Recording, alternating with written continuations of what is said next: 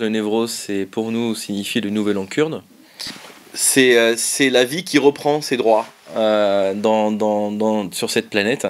Et effectivement, pour nous, ça a une forte signification de renaissance, de renouveau et de résistance à travers cette mythologie. Et donc de liberté, recherche de la liberté.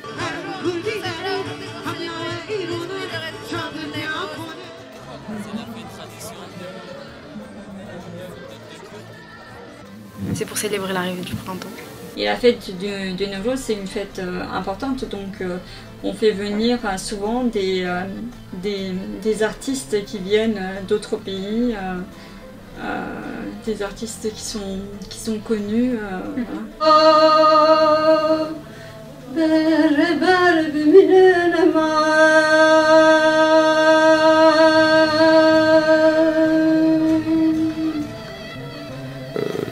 À chaque occasion de cette nouvelle année qui détermine l'arrivée du printemps, donc le 21 mars, nous organisons annuellement, nous, la CDKF, le Conseil démocratique kurde de France, une réception en l'honneur de nos invités, de nos amis et de tous nos partenaires qui nous soutiennent dans notre lutte actuellement pour l'émancipation des peuples et l'émancipation du peuple kurde.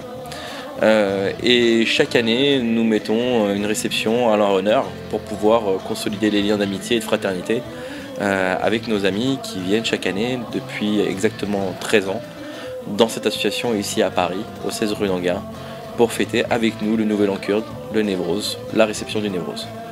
Il s'est appelé Académie Art et Culture du Kurdistan pour souligner en fait le fait que ici, pour vraiment dire qu'on se concentre ici sur les activités artistiques et culturelles.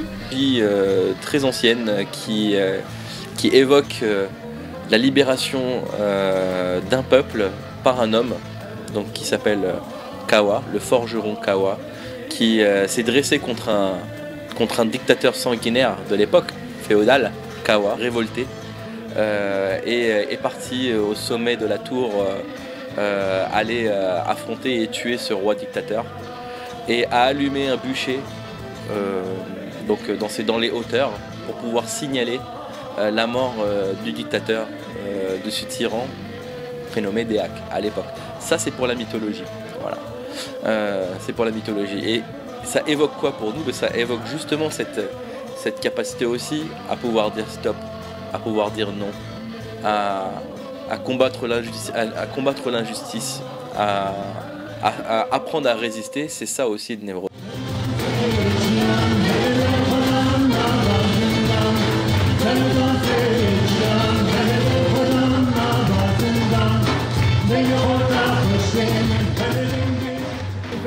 C'est pour dire bonjour au printemps. Et c'est aussi bien sûr l'arrivée du printemps, ça évoque aussi autre chose. Les bourgeons voilà, des fleurs qui commencent à émerger.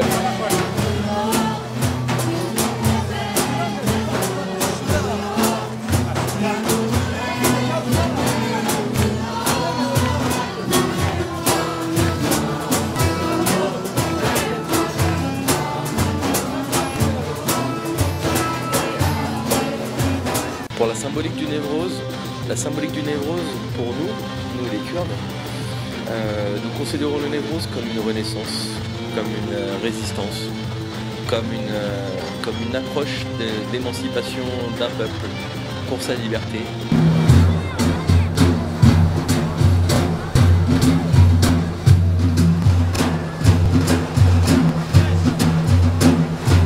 Pour défendre donc, les droits des Kurdes, mais aussi des activités culturelles, et en particulier l'apprentissage des danses folkloriques.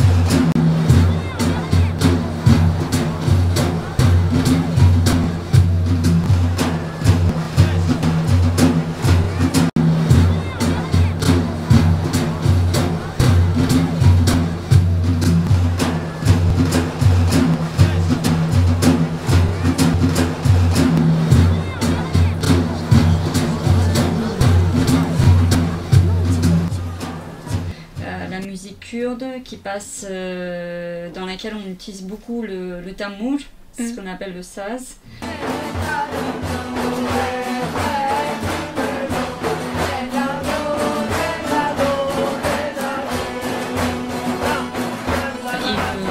Qui s'appelle le daf, qui est le tambour le daf ou qu'on appelle aussi, enfin qu'on appelle surtout le arbana en kurde.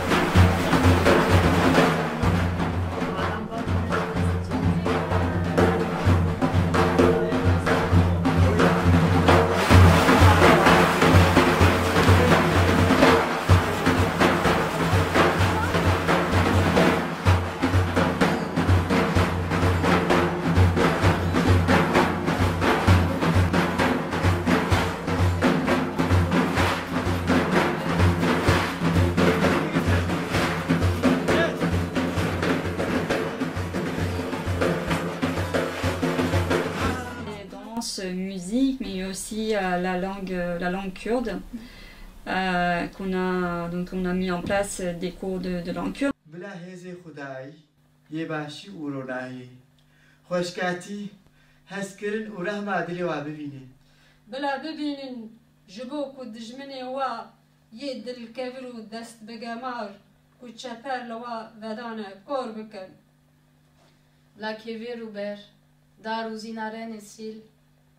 Yen welat min, jibeden anarinya, evalen min, rebibin mertal.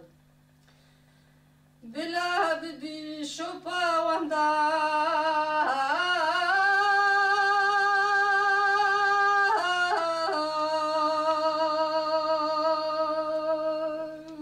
Aussi essayer de favoriser l'intégration de la population de la communauté kurde en France, en mettant aussi en place des cours de français.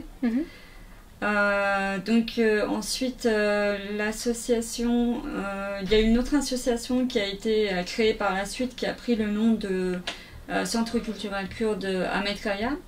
Ahmet Kaya, c'était un chanteur très connu en Turquie.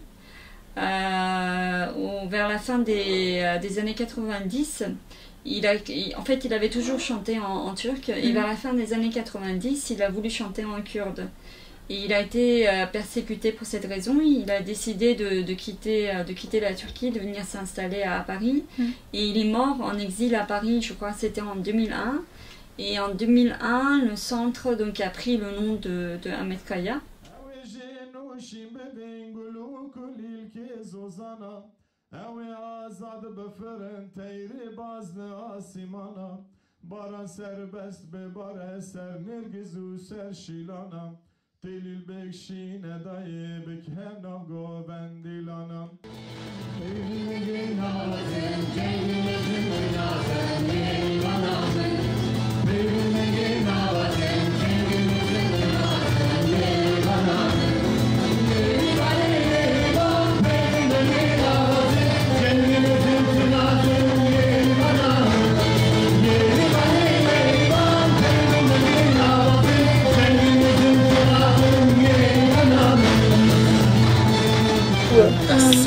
Certaines oui et d'autres non. Par exemple, Yerivan, en fait, on ne connaissait pas cette musique et ils nous ont dit qu'en fait c'était une musique qui passait à la radio avant.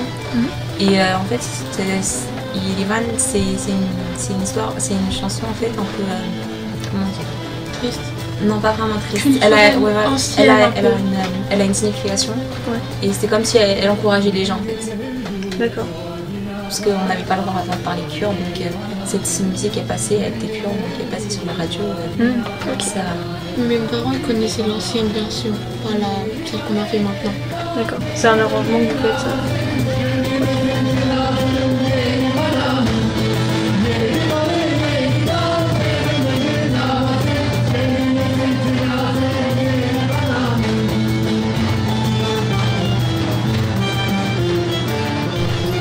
La chanson Yerevan dont ils ont parlé tout à l'heure,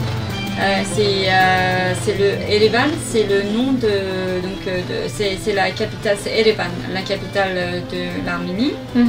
Et c'est donc cette chanson elle porte le nom de Yerevan parce qu'à l'époque on ne pouvait pas en fait on n'avait pas de radio kurde, on n'avait pas de chaîne de télévision kurde, tout était interdit, c'était interdit de transmettre la culture kurde ou la langue kurde d'aucune manière. Mais à Erevan, il y avait une radio. À l'époque de l'Union soviétique, je pense que cette radio a dû être créée dans les années 60. Il y avait une radio qui émettait en kurde et qui pouvait être captée par les Kurdes des différents États. Et cette chanson, c'est une chanson d'amour pour une déclaration d'amour à la radio Erevan, parce que la radio diffuse en kurde. Donc c'est sur la beauté en fait de cette radio, sur la beauté de ces chants, des messages qu'elle diffuse parce qu'ils sont en kurde.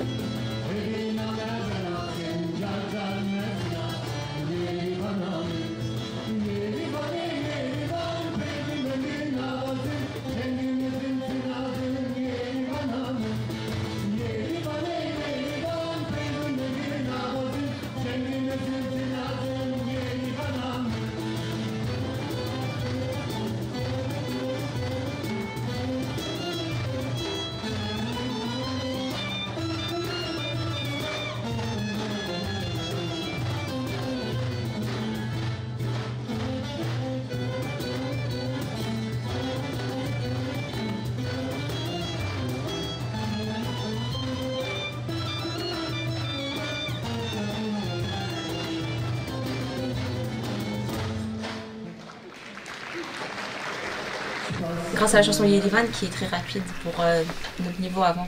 Avant ça, j'ai réussi à jouer d'autres musiques plus facilement. J'ai commencé le saz en fait grâce à mes parents. Il y a mon père qui m'a dit que mon petit frère allait commencer à jouer de cet instrument. Et il m'a proposé de jouer, donc ça m'intéressait déjà puisque je voulais apprendre un peu plus sur ma culture. Et mes parents aussi voulaient que j'apprenne un peu plus. Donc j'ai commencé le saz il y a 2 à 3 ans.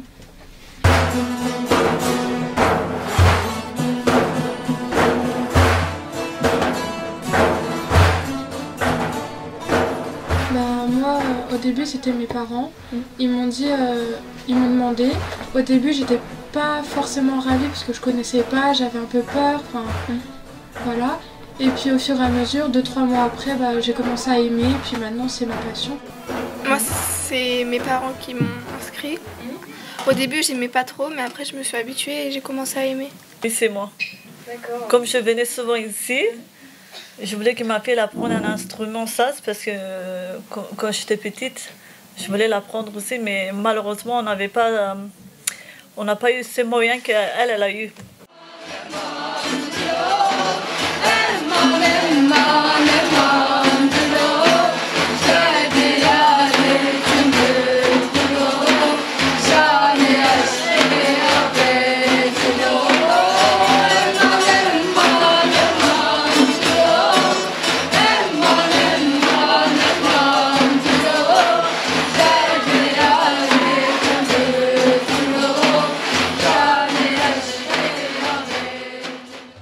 Moi, à la base, j'en avais fait quand j'étais petite, quand j'avais 6-7 ans, mais j'ai arrêté, j'aimais pas ça, je trouvais ça difficile, j'en faisais avec ma mère. Et après, j'ai décidé de reprendre parce que je commençais à m'intéresser à ma culture, c'était avant tout pour ça.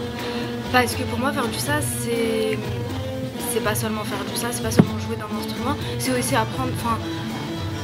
J'avoue que j'ai pas beaucoup de connaissances à propos du saz. Mais ne serait-ce que jouer, ça fait quand même partie de la culture et c'est important. J'ai voulu faire du saz moi-même parce que déjà je trouvais ça bien comme instrument. Et un peu pareil que Erevan, comme ça j'allais connaître un peu mieux ma culture. Et ça m'a appris à chanter en kurde, à parler. Et, à comprendre certaines choses que je comprenais pas avant en fait. Moi, c'est moi qui les a motivés à m'inscrire. Au début, ils voulaient pas, ils disaient t'es encore petite, mais c'est moi j'ai voulu. Et du coup, à la fin, ils m'ont inscrit. Et ils regrettent pas de t'avoir inscrit? Non, pas du tout. Ils sont même contents. notre culture. L'instrument, oui, ça c'est partie de notre culture. Comme ça, en même temps, elle vient ici, elle apprend notre culture aussi, elle apprend un peu la langue kurde aussi. Ouais, en même temps, voilà. Mais par contre, moi, je sais pas parler. Non, malheureusement, non. Bah, moi, en fait, à la base, en fait, je voulais en faire. Et en fait, au fur et à mesure, bah, mes parents m'ont motivé. Et aussi, parce que ma mère, elle chante. Et du coup, bah, moi, je joue et elle chante. Donc,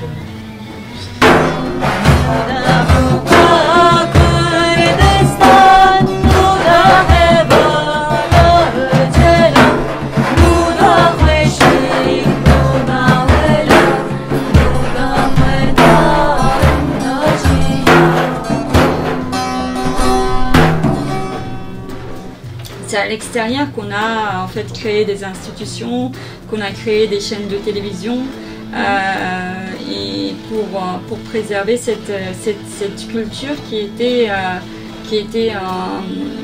en danger en fait, qui était menacée par les politiques d'assimilation des différents États.